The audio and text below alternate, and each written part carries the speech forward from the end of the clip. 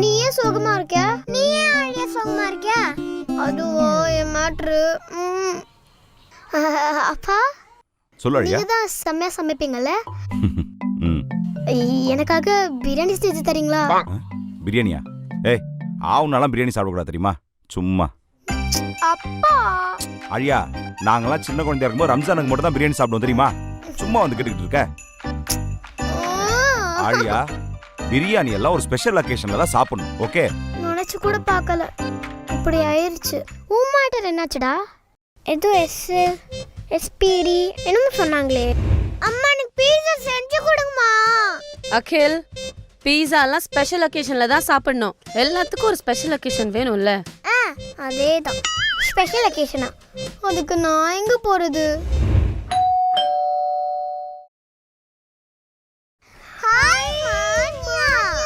இன்னைக்கு எனக்கு birthday. Special occasion வந்துருச்சு. வந்துச்சு. Happy birthday. Thank you. Happy பர்த்டேமா. அப்பா, வீட்டுக்கு கெஸ்ட் எல்லாம் வந்திருக்காங்க. அவங்களுக்கு ஏதாச்சும் gift கொடுக்கணும்ல. கிஃப்டா? என்ன பிளான் பண்றா? வந்திருக்காங்க, ஒரு லஞ்ச் கொடுப்போம். ஏமானியா, உனக்கு பிரியாணி பிடிக்கும்ல? ஏமானியா, எனக்கு பீஸா பிடிக்கும்ல? எனக்கு பிரியாணியும் பிடிக்கும், பீஸாவும் பிடிக்குமே. அப்புறம் என்ன செஞ்சு கொடுத்துட வேண்டியதானே. என்ன அழியா? ஸ்பெஷல் அக்கேஷன் பா. ஸ்பெஷல் அக்கேஷனா? செஞ்சு கொடுத்துருவோம். எங்க வீட்ல கூட இவ்ளோ செய்ய மாட்டாங்க. பிரியாணி என்ன, பீஸா என்ன, மான்யா. நான் ஃப்ரீயா இருக்கலாம் நம்ம பசங்களை அவாய்ட் பண்ணா மன்யா வந்து மாட்டி விட்டாளே. ஒரு வழியா ஓகே சொல்லிட்டாச்சு. நானும் அப்பாவும் தான் டீம். வேற வழி இல்ல, ரெடியா வேண்டியதுதான். ஏய், இங்க நான் தான் கொக்க, நான் சமைக்கிறதா சாப்பாடு.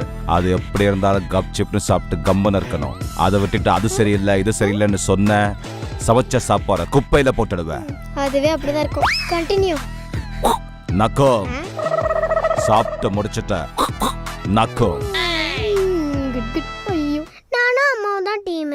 விரட்டிட்டாங்க.